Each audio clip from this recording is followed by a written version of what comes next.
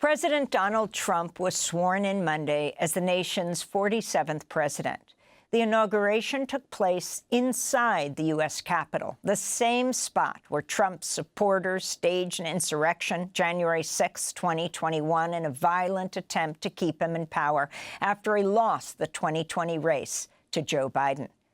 Hours after Monday's inauguration, Trump granted full, complete, and unconditional presidential pardons to over 1,500 people involved in the January 6 insurrection. He also commuted the sentences of 14 members of the Proud Boys and Oath Keepers, many of whom had been convicted of seditious conspiracy. Oath Keepers founder Stuart Rhodes had his 18-year sentence commuted. He was freed earlier today.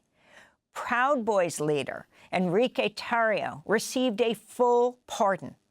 He had been sentenced to 22 years in prison. Trump signed the pardons Monday night. So this is January 6th, and these are the hostages. Approximately 1,500 for a pardon. Yes. Full pardon. Full pardon or commutation? Full pardon.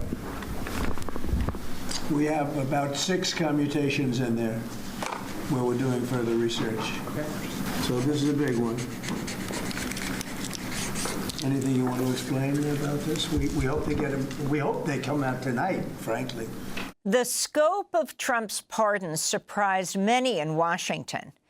Just last week, 9 days ago, Trump's vice president, J.D. Vance, told Fox News people who committed violence on January 6 shouldn't be pardoned.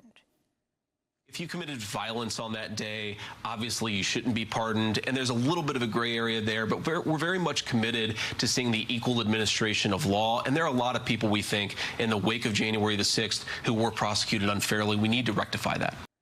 We're joined now by Jeff Sharlet, journalist, author, professor of English and creative writing at Dartmouth College in New Hampshire. His latest book, The Undertow, Scenes from a Slow Civil War. Jeff Sharlet, take it from the top for us. Explain what just happened yesterday, the blanket pardon of 1,500, even though you have J.D. Vance, in fact, Trump himself saying that they were going to weigh these one by one. What it is the worst case scenario. And I think what you emphasize, the expansiveness of the pardon, the glee with which the pardon was issued is striking. And I think it's easy for people to say, well, he'd been talking about this. We knew this was coming. But it's important to remember that the first lie of fascism is always its own inevitability. And we heard J.D. Vance wavering. And if you were following Trump on the campaign trail, there was always these nods. We now know, of course, that the nods were not to any actual belief that violence against police that led to the death of police was a problem. It was Trump feeling out how far he could go. And yesterday he shows he felt he could go all the way with this complete, total pardon and framing of what happened on January 6th as, in fact, part of the sacred violence, the part of the noble myth of American history, one of his so-called liberation days. And Jeff, the order begins with a roll call of heroes, calling out the leaders by name, 14 of them. Could you talk about that and what that signifies in your view? I read the executive order. You see me laughing, but it's this sort of, again, how far will the fascism go? The 14, it begins with a list of 14 names, men like Joe Biggs, Ethan Nordine, some of these guys on that list are very, very violent people, and these were the planners. These were the planners of a coup. These were the people who had the idea of overthrowing the United States government, or so the old conviction held. But what's notable is that number, 14, and perhaps it's a coincidence that they chose only 14, but that is a clear echo and is being heard in white supremacist circles as an echo of the so-called 14 words. This is this kind of slogan about saving the future for white children that is kind of a motto of the far right. So it's a little bit like Elon Musk's Sieg Heil salute yesterday. You can argue over whether or not it was intentional. What I can't help but notice is Elon Musk not saying it wasn't intentional, and I haven't seen any pushback from the White House to the neo-Nazis who are celebrating the 14 leaders, symbols to them of the 14 words.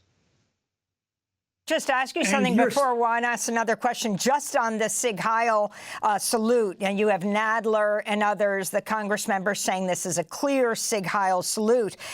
There was a meme going around that shows him in that salute, his hand and his arm out. And it says, you're going to hear from people that Elon Musk did the Roman salute here. And that's true. He's done it before. But that's not exculpatory. The Roman salute was adopted by Mussolini and Italian fascists. It was then adopted by Hitler and the Nazis, Professor Sharlet. It's true, but and I think in some ways, though, this is the kind of the trap that's being laid out for us. And I think it is, as ugly as the 14 words in the salute are, it's important for us to focus on the content, not the cosplay. The reality is, was that number 14 intentional or not? Was that salute meant as such or not? We can argue over that. That gives them a chance to deny it and to persuade some, well, this is all overstatement, while we're overlooking the fact of the pardon of 1,500 violent people who attacked the Capitol. We had people bringing guns. We had people, explosive devices. Pardoned yesterday was a man who essentially attempted to tear a cop's head off. He had the cop's head trapped in a door, and their idea was to pull it off. Now, look at what some of these people are saying today. Again, this is the content. This isn't the cosplay. They're saying, first thing I'm doing now that I'm pardoned is, because some of them are already out of jails, I can get my guns back.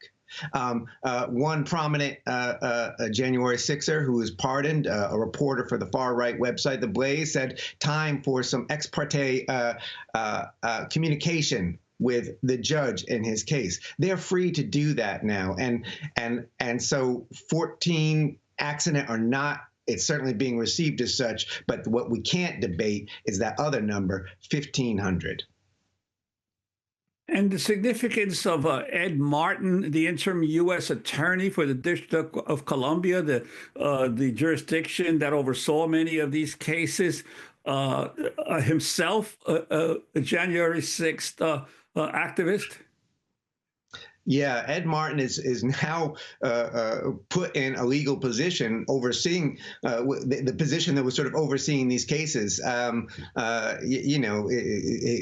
like the old hair club for men. He's not just a president; he's a client. He was there. He gave a speech on January 5th. He talked about being there on January 6th. He was not charged with anything, but he did talk about being there. And he since became an activist, and not just an activist, a really ardent activist. In fact, he went to one of Trump's resorts to present an award to one January 6er. Who, you might have seen the pictures of him. This is a guy who liked to style himself with a Hitler mustache and a Hitler haircut, who blamed COVID-19 on a Jewish conspiracy. Ed Martin, now this now government official, described this man as an extraordinary leader, and this is the kind of person who we want to give awards. But again, we look at that's the outrage, but we look at the content, not the cosplay, and we look at the structure of this executive order, combined with the executive order supposedly putting an end to weaponization of politics. You have one saying crimes that are committed on behalf of the leaders. Tasering a cop till he has a heart attack this is not a gray area, are unprosecutable. And in the other saying, we're going to go after those people who have prosecuted them. And it's expanding. Already, you're seeing calls on the right for an investigation of politicians who weren't preemptively pardoned by Joe Biden. For instance, D.C. Mayor, Washington Mayor Muriel Bowser, who they are accusing of now holding hostage those January 6ers who have not yet been released. And it's going right into this kind of sort of white power narrative, the black mayor of a majority black city holding hostage their mostly white American heroes. Jeff Sharlet, we want to thank you for being with us. Journalist and author, professor of English and creative writing at Dartmouth College. His latest book, The Undertow: Scenes from a Slow Civil War.